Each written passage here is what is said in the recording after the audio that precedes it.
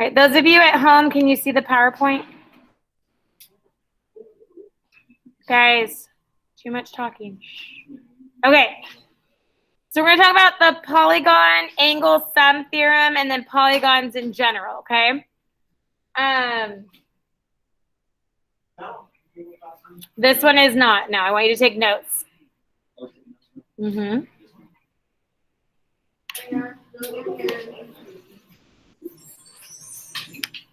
Okay, so the goal of today is to classify polygons, okay? And then if we get to it, we're going to find the sum of the measures of both interior and exterior angles of polygons, okay? So we'll see how far we get. All right, polygons. There's a few things that make it considered to be a polygon, okay? And so a polygon is a plane figure that meets the following conditions. It is formed by 3 or more segments or sides, okay? So the sides need to be segments. They can't be curved. They've got to be straight segments, okay? And it's 3 or more sides. I can post this later, Genevieve, too, if you want to just write some key points, okay? All right. Guys, come on. No two sides, okay, such that no two sides with a common endpoint are collinear, okay, which means they're not like sharing a side. Each side needs to intersect exactly 2 other sides, meaning they've got to kind of come together and make that vertex, right? We can't have something that intersects and shares things, okay? The vertex, we know what the vertex is. It's each endpoint of the side, okay? Plural is vertices. We've talked about that. And to name a polygon, we're just listing its vertices consecutively. So, for example, up top, I could call that polygon PQRST, okay? Because I started with P and then I went around. You could, however, start and go the other way and go like QPT SR, that's also correct, right? As long as you're going in order from where you're starting. Okay. So very similar to when we named triangles, but obviously these ones are longer, okay?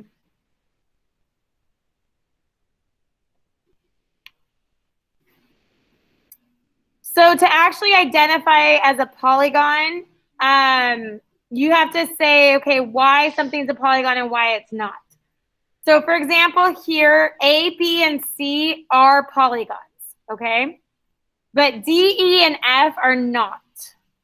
And so here's the reason why they're not. So D is not a polygon because it has an arc. So remember, it has to have a segment. A segment is straight. So D is not considered a polygon because it has an arc as one of the sides. E is not considered a polygon because 2 of its sides intersect only one other side. So they're not intersecting. You see that? There's like a little gap and it's not connecting. So we need to have a closed shape. Okay? And then F is not a polygon, and that's because you have an intersection of more than 2 sides. And so they're kind of like sharing and they're crossing over. So F is not a polygon because it's like crossed over, okay? But A, B, and C follow the rules. So all those are polygons. Okay? So some of these you guys know. Some of them you know. So we know a triangle has 3 sides. 4 sides is called a quadrilateral. 5 sides is a pentagon. The 6 sides is a hexagon. 7 sides, a lot of people don't know this, it's a heptagon with a P. Okay, heptagon. 8 sides is an octagon. 9 sides is a nonagon. And 10 sides is a decagon. We usually don't go further than that, but just in case there are other names if we keep going. Now, what if I want you to solve to find out how many sides something is. So just like in algebra, when we have a variable, n in this case is the variable. So n is like how many sides does it have? And so we call it an n-gon. I know that sounds funny, but n-gon means that you don't know how many sides it has and you're trying to solve it. So it's like the variable of finding the sides, okay? So in like a word problem or one of the examples, if you see something like solve the number of sides for an n-gon, that means you have a polygon, but they don't know, they want you to figure out which one of these it is, okay? Guys. Okay. All right. The next little bit is a little confusing, okay? So we can also classify polygons to be convex or concave, okay? And so I am going to actually post another example of this because there's a better explanation. So give me a second. I'll get that for you guys. But let me read these ones. So convex is if no line that contains a side of the polygon contains a point in the interior of the polygon. Okay? So this top one, it doesn't go on the inside, right? And so that's convex. Concave, or sometimes just called non-convex, is if a line contains a side of a polygon and it's containing a point inside. So see how this line is going through it and it does contain the point inside? So because it crosses through a point on the inside, it's concave.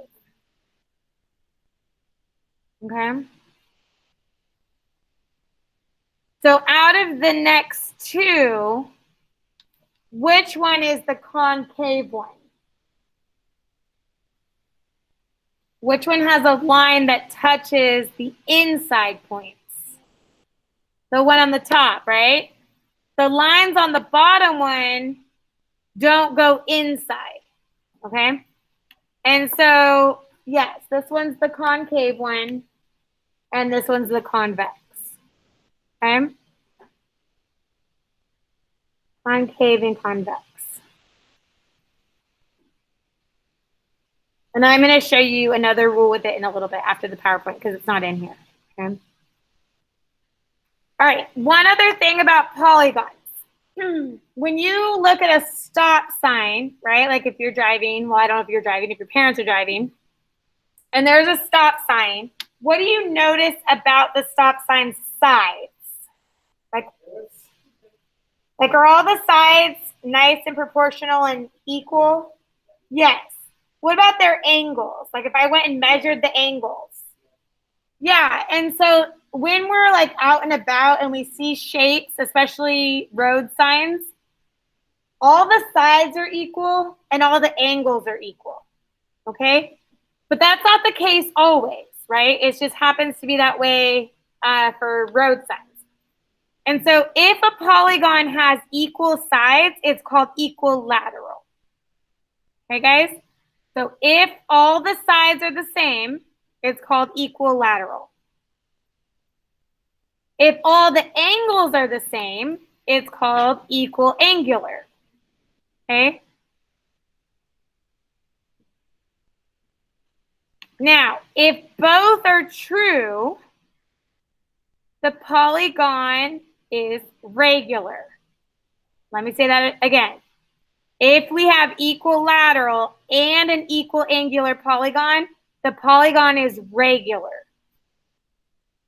So those are the ones you see, like our stop sign or the soccer balls hexagons or things that are made around us, right? They're regular. They have the same, all the sides are the same, and all the angles are the same. If it's not regular, it's irregular, okay? So if it's not the same, then it's irregular.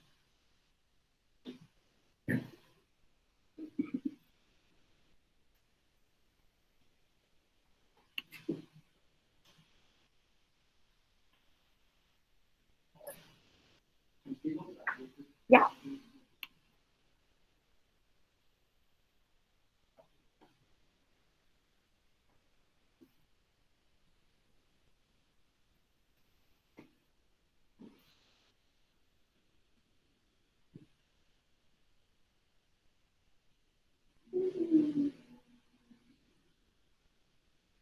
Okay, so I do want to show you one more thing about concave, and I don't know if I saved it, so give me a sec.